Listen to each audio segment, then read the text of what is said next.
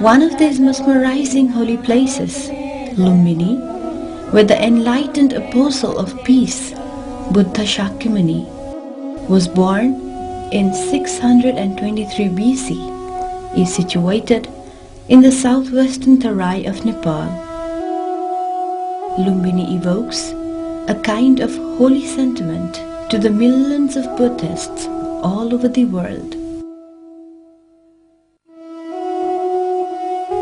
Concerning the birth of the Lord Buddha here, the Chinese account articulates a very interesting incident, saying that Queen Maya Devi, mother of the Lord, had a bath at the pool here and then grasped the branch of a tree. Facing the east, she brought forth the Lord on the ground, thus making Lumbini a sacred place. It is also said that Lord Buddha walked 7 steps as soon as he stepped on the Mother Earth. The central feature of Lumbini is the sacred garden that is spread over 1 square mile. Historically, the region is an exquisite treasure trove of ancient ruins and antiquities. The site, described as a beautiful garden in Buddha's time, retains its legendary charm and beauty, embracing the Maya Devi temple inside it.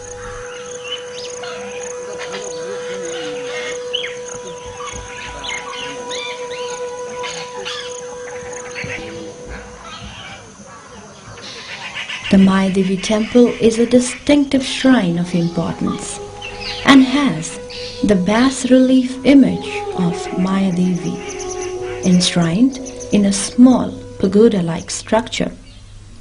The image shows Maya Devi, mother of Lord Buddha, supporting herself by holding on with her right hand to a branch of salt tree, with newly born infant Buddha standing upright on a lotus pedestal.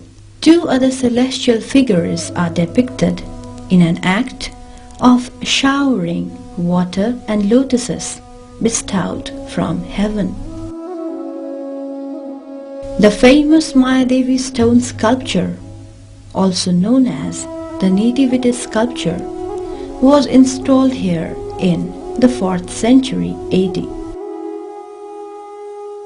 The single most important place of the Lumbini, and to the entire Buddhist world for that matter, is the stone slab located deep in the Sanctum Sanctorum.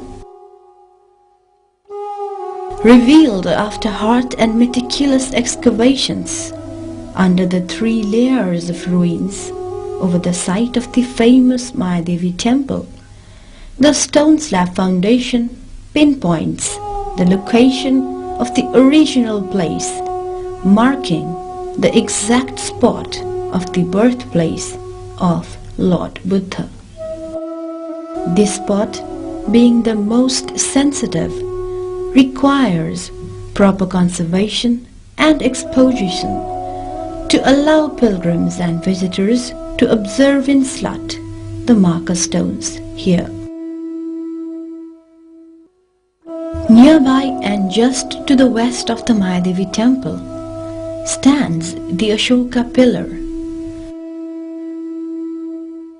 the oldest monument so far found in Nepal, erected by Emperor Ashoka in 249 BC.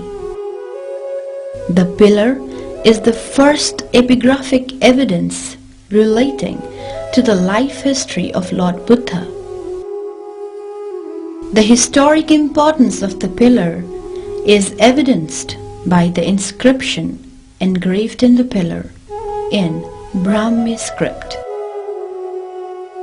It is said that the great Emperor Ashoka visited this site in the 20th year of his ascendancy to the throne and as a homage to the holy place of Lord Buddha. To the south of the pillar, we find a sacred pond, Puskarani, believed to be the same sacred pool in which Mayadevi took a holy dip just before giving birth to the Lord, and also where infant Buddha was given his first purification bath. Architecturally, the pool has projecting terraces in descending order and is reverted with fine brick masonry. The holy site is surrounded by a row of stupas. These stupas are also believed to be built as early as 3rd century BC, while some stupas with square, rectangular and circular bases are said to be added in the medieval period.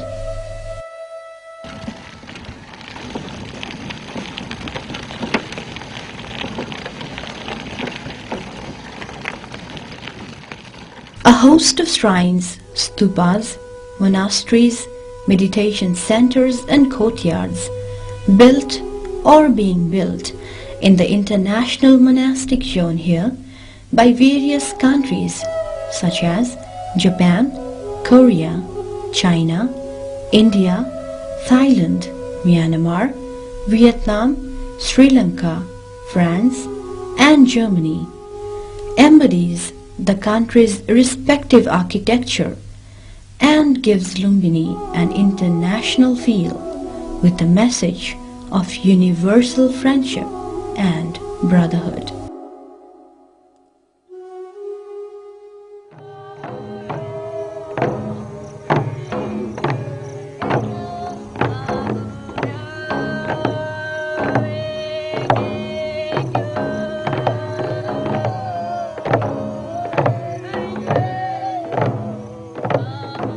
Out of these symbols of universal peace and brotherhood, the World Peace Stupa, built by Japan, can be taken as one of the most attractive stupas there. It is said that one can really feel the peace and calmness of Lord Buddha's warmth when he sets his foot there.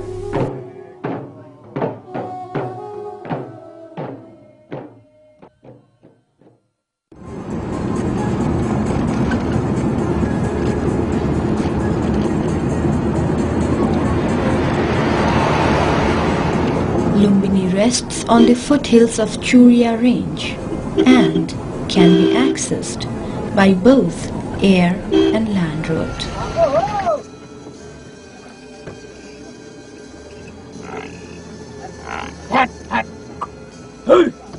There are many important Buddhist sites of interest around Lumbini. Tilarakot being one of them, is located some 27 kilometers west of Lumbini. And there lies the ruins of the historic town of Kapilvastu. Believed to be the capital of Shakya Republic, where Siddhartha lived and enjoyed his life until his 30th year. There are ruins and mounds of old stupas and monasteries made of kiln-burnt bricks and clay mortar. The remains are surrounded by a moat and the wall of the city is made of bricks.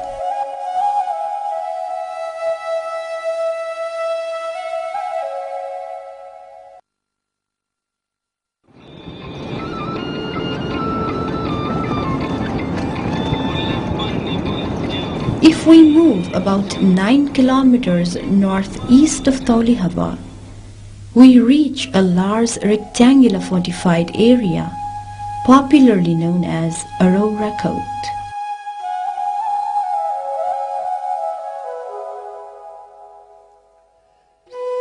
The fortified area is the natal town of Kanakmuni Buddha. A brick line is seen to the south and an elevated mound towards the northwest corner.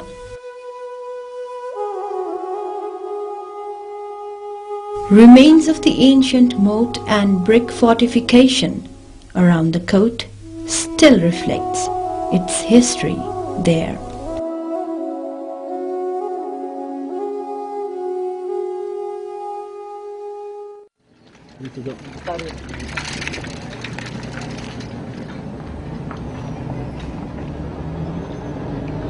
Another site of archaeological importance about 8 kilometers northwest of Taulihawa is Niglihawa.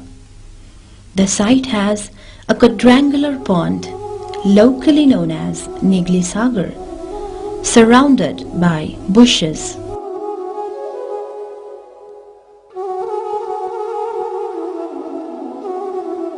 On the western bank of the pond, there are 2 broken pieces of the Ashokan pillar.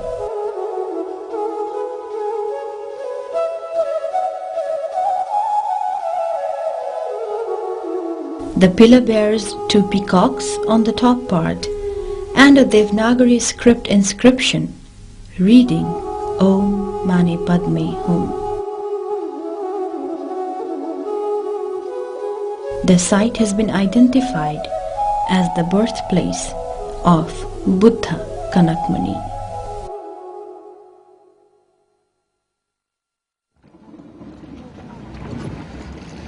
यहाँबाट कहाँ जाने हो?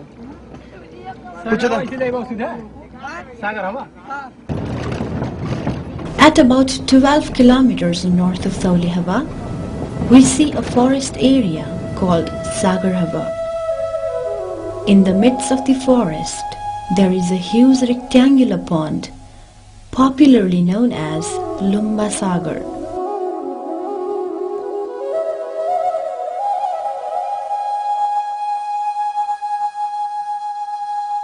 The ruins of the ancient pond, which was excavated as the site of massacre of the Shakyas, can still be located on southwest bank of the Sagar.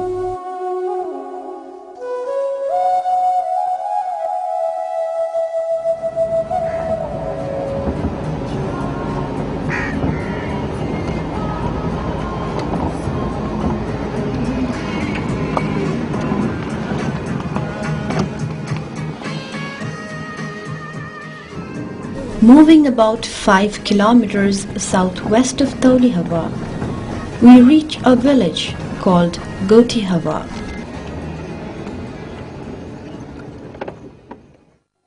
Which has an Ashokan pillar standing on a slab.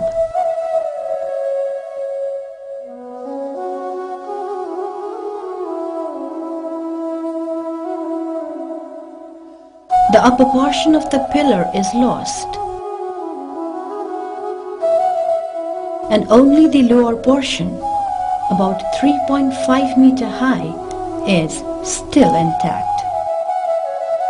This site is identified as the birthplace of the past Buddha, Krakuchanda.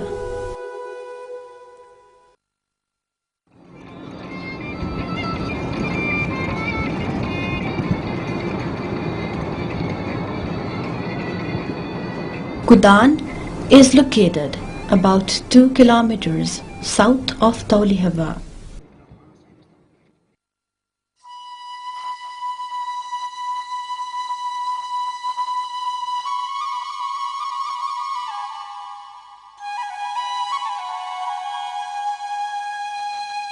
It gives the visitors one more area of interest, with a huge amount of structural ruins, with a duster of 4 buildings and a pond excavated in 1962.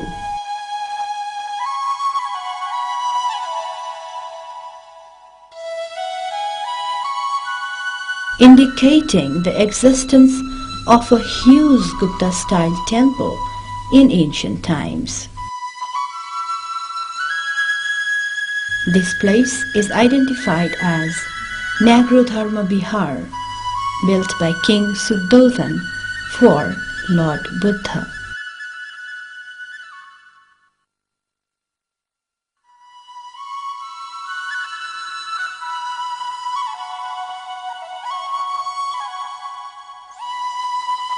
Besides these areas, we have Ramgram, the maternal state of Lord Buddha, situated in Navalparasi district and some 76 kilometers from Lumbini.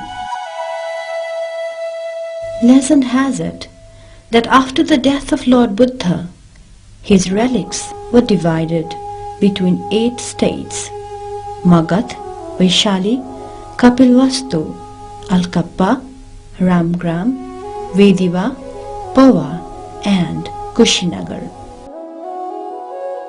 Ajatasattu, the king of Magadh, is said to have grabbed the relics of Lord Buddha from other states and built another stupa. But he could not grab the relics at Ramgram, as it was believed to be protected by Nagrajas or serpents. It is said that the relics of Lord Buddha is still in the ovum of the present stupa of 9 meters in height. A research recently done by LDT and Department of Archaeology also proved that the different artifacts and antiquities are laid in the ovum of Ramgram stupa.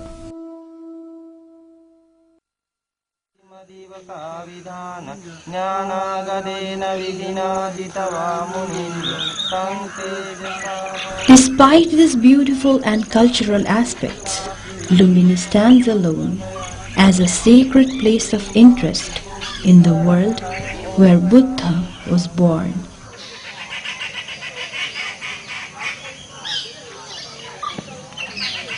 It is not the property and center of faith to Nepalese only. It is the property and center of faith to the whole world Buddhist community and people of other community as well. At this time of increasing globalization, the protection, conservation, interpretation and presentation of the heritage and cultural diversity of any particular place or region is an important challenge for people everywhere, and the need is to manage this heritage. The sacredness of Lumbini brings with it a duty of respect for the heritage values and the resources and for the landscapes and culture from which this heritage evolved.